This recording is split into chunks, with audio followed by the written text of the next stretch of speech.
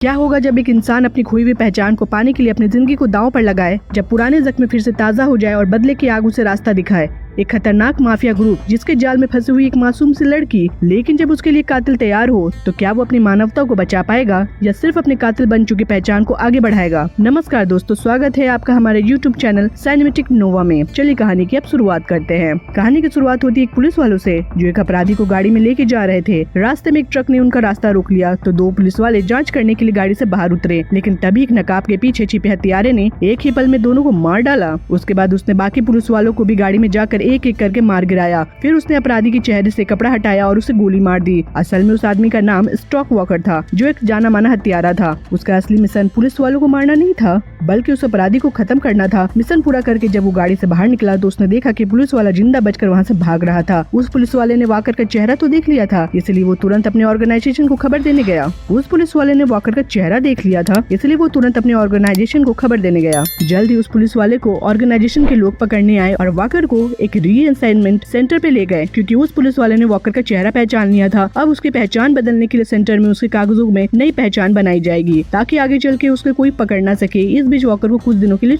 छुपना होगा। फिर स्मिथ नाम का एक आदमी वॉकर को ऑफिस तक ले गया और उसके कागज लेने लगा। तभी वॉकर ने देख लिया कि एक आदमी जिसका नाम जॉन था वहाँ ऑर्गेनाइजेशन के एक सदस्य को पीट रहा था। वॉकर ने उस आदमी की मदद करने की कोशिश की, लेकिन स्मिथ ने उसे रोक लिया। स्मिथ नहीं चाहता था कि वॉकर किसी परेशानी में फंसे और अपनी मुश्किलें और बढ़ा ले। अंततः वॉकर ने अपनी उंगलियों के निशान स्कैन करवाए और फिर वो अपने सीक्रेट कमरे की ओर बढ़ गया। वहाँ उसके अलावा कई और क्रिमिनल्स अपनी पहचान बदलवाने के इंतजार में छिपे हुए थे। तभी वॉकर की नजर जूलियट और एडा नाम की दो लड़कियों पर पड़ी। इस बीच बाहर तीन और क्रिमिनल्स थे जिनके नाम थे रे, मारिया और टॉम। इन तीनों को उनके बॉस ने एक औरत को पकड़ के लाने का मिशन दे दिया था। वही ऑर्गेनाइजेशन के मेन अड्डे पर स्मिथ ने वॉकर के कमरे में कागज रखे और फिर मिसल नाम की एक लड़की से मिलने चला गया। स्मिथ को मिसल बहुत समय से पसंद थी, लेकिन वो अब तक उससे बात नहीं कर पाया था। खैर मिसल से बात करके वो अपने घर चला गया। जल्द ही रे और उसकी टीम इस अड्डे पर आ पहुँचे। ये पता चलता है कि ये लोग यहाँ हमला करने आए थे ताकि एक लड़की को पकड़ सके। मारिया ने दरवाजे पर खड़े गार्ड्स को मार डाला और फिर तीनों ने चुपके से अपनी फौज को अंदर भेज दिया। उधर वॉकर ने कागज खोला तो उसमें एक नेकलेस था जिसमें एक छोटी बच्ची की तस्वीर थी। वो बच्ची वॉकर की बेटी थी जो कई साल पहले मारी गई थी। उसकी तस्वीर देख के वॉकर की आंखों में आंसू आ गए। इधर एडा ने चुपके से स्टोरेज रूम में घुस के वॉकर के कमरे की चाबी चुरा ली थी। वहीं रे और उसकी टीम ने सीसीटीवी पर कब्जा कर लिया था और अड्डे के दरवाजे बंद कर दिए थे। स्मिथ कमरे में गाना सुन रहा था, इसलिए उसे नहीं पता चला कि रे की टीम अब अंदर घुस चुकी है। जैसे वो कमरे से बाहर निकला उसने देखा कि गार्ड की लाश जमीन पे पड़ी हुई है। उसके होश उड़ गए और उसने तुरंत सिक्योरिटी अलार्म बजा दिया, लेकिन वॉकर तो अपनी बेटी के गम में खोया हुआ था। तभी जूलियट और एडा वहाँ मदद मांगने गए, लेकिन वॉकर ने साफ इनकार कर दिया क्योंकि वो उन दोनों को नहीं जानता था। एडा ने वॉकर से कहा कि मैं एक कातिल हूँ और तुम्हें जानती हूँ, लेकिन वॉकर ने उसकी बातों पर कोई ध्यान नहीं दिया। गुस्से में एडा ने जूलियट को लेकर वहाँ से जाने का फैसला किया। कुछ ही देर बाद एक किलर वॉकर कमरे में घुसा और उस पर गोली चला दी। वॉकर की किस्मत अच्छी थी, वो नीचे की ओर झुक गया और बच गया और अपनी काबिलियत से उस किलर को मार गिराया। अब उसे समझ में आ गया था कि अड्डे पर दुश्मनों ने हमला कर दिया है। वो तुरंत एडा के कमरे की ओर बढ़ा। एडा ने एक आदमी को तो मार गिराया था, लेकिन फिर और कुछ गुंडे आकर उस पर हमला करने लगे। एडा अकेले उनका सामना करने के लिए निकल पड़ी, लेकिन वॉकर अब भी उसकी मदद नहीं करना चाहता था। हालांकि उसे अकेले लड़ते देख आखिरकार वॉकर ने उसकी मदद करने का फैसला किया। दोनों मिलकर जल्द ही उस रास्ते को साफ कर पाए। फिर एडा और जूलियट हथियार चुराने के लिए कमरे के बाहर निकल पड़ी, लेकिन तभी दो गुंडे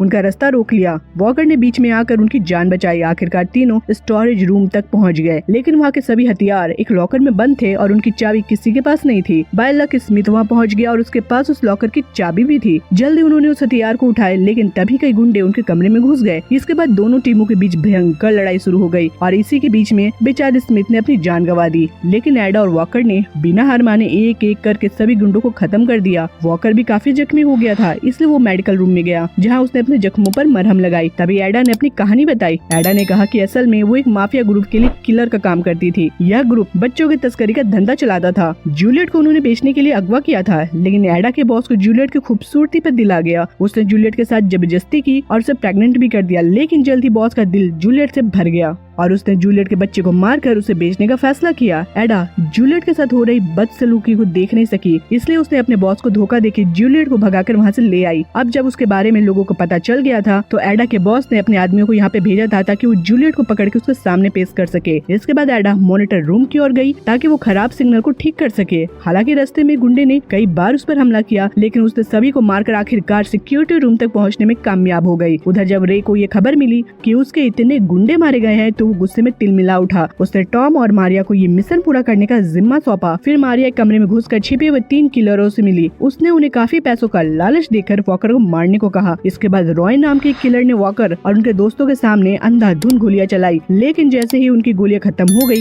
वॉकर ने अपनी बंदूक से उनका काम तमाम कर दिया। फिर वॉकर, एडा और जूलियट ने सिग्नल को ठीक किया और एक कमरे में पहुंचे जहां से वो अपने ऑर्गेनाइजेशन से मदद मांग सकते थे, लेकिन वहाँ पहले से एक गुंडा उनका इंतजार कर रहा था। वॉकर ने धुएं का एक बम कमरे में फेंका ताकि वो किलर डर के मारे बाहर आ जाए। जैसे ही किलर बाहर आया, वॉकर और एडा कमरे में घुस गए, लेकिन वो किलर वापस लौट आया और उसने एडा के सिर पर जोरदार वार किया, जिससे वो बेहोश हो गई। फिर उसने वॉकर पर भी हमला किया, लेकिन वॉकर भी इस मजबूत किलर के सामने कमजोर पड़ता दिख रहा था। जूलियट ने भी उसकी मदद करने की कोशिश तो की, लेकिन कोई फायदा नहीं हुआ। तभी अचानक एडा को होश आ गया और उसने उठकर किलर को लगातार वार किए। अब वॉकर भी उसके साथ शामिल हो गया और दोनों ने मिलकर उस किलर को मौत के घाट उतार दिया। आखिरकार वॉकर ने अपनी ऑर्गेनाइजेशन को फोन किया और कहा कि उन्हें मदद की जरूरत है, क्योंकि रे और उनके गुंडों ने अड्डे को चारों ओर से घेर लिया था। यहाँ से बाहर निकलना लगभग नामुमकिन था। अब वे तीनों वापस स्टोरेज रूम की ओर चल पड़े ताकि वो हथियार ले सके, लेकिन यहाँ रॉकी नाम का एक आदमी पहरा दे रहा था। वॉकर ने रॉकी को फंसाकर दूसरी ओर ले गया ताकि पीछे से एडा और जूलियट स्टोरेज रूम में घुस सके, लेकिन जल्दी रेयान नाम का किलर उन्हें घेरने आ गया। उधर वॉल्टर और रॉकी के बीच जबरदस्त लड़ाई चल रही थी। वॉल्टर अब भी काफी थक चुका था और रॉकी उसे हराने में भारी पड़ रहा था। इधर एडा ने जूलियट को भाग जाने को कहा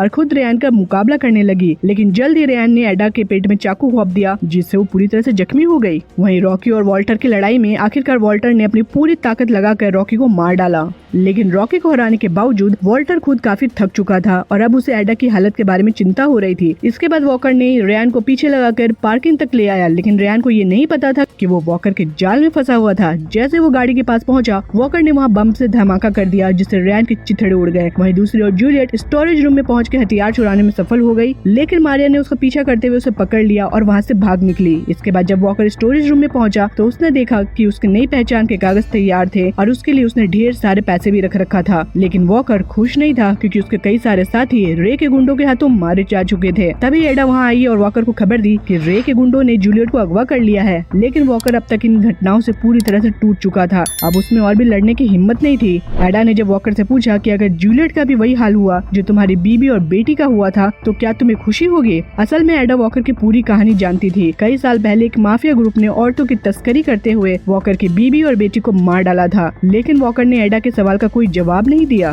क्योंकि उसके हिसाब से जूलियट को बचाना उसका काम नहीं था। आखिरकार एडा अकेले जूलियट को बचाने के लिए निकल पड़ी। इधर जब वॉकर अड्डे से निकल रहा था तो अचानक उसे अपनी बेटी का नेकलेस दिखाई दिया। उसे एहसास हुआ कि उसे जूलियट की जान बचानी चाहिए। उधर एडा रे और मारिया के पीछे लगी हुई थी। वो लोग जल्दी जूलियट को उनके हाथों में सौंपने वाले थे। तभी अचानक एडा ने रे और मारिया पर हमला कर दिया, लेकिन वो अकेली उन दोनों का सामना नहीं कर पाई और जल्दी हार गई। अब रे उसका काम तमाम करने ही वाला था कि एंड टाइम पर वॉकर ने आकर उसे बचा लिया। अब रे और वॉकर एक दूसरे से भिड़ गए और इधर एडा ने मारिया का मुकाबला करना शुरू कर दिया। वॉकर काफी थक चुका था, इसलिए रे उस पर भारी पड़ रहा था, लेकिन एडा पूरी जोश से लड़ी और मारिया को मौत के घाट उतार दिया। इसके बाद एडा ने वॉकर की मदद करना शुरू किया, लेकिन तभी जूलियट ने मारिया की गाड़ी से तेजी से आकर रे को कुचल के मार डाला। आखिरकार वॉकर और एडा की वजह से जूलियट लोगन के चंगुल से आजाद हो गई। फिर वॉकर ने उसे सारे पैसे दे दिए ताकि वो अपने होने वाले बच्चे को अच्छे से पाल सके। तभी उसे उसकी ऑर्गेनाइजेशन का फोन आया और बताया गया कि उसे एक नई पहचान के साथ एक नए मिशन पे जाना है, लेकिन इस मिशन पे जाने से पहले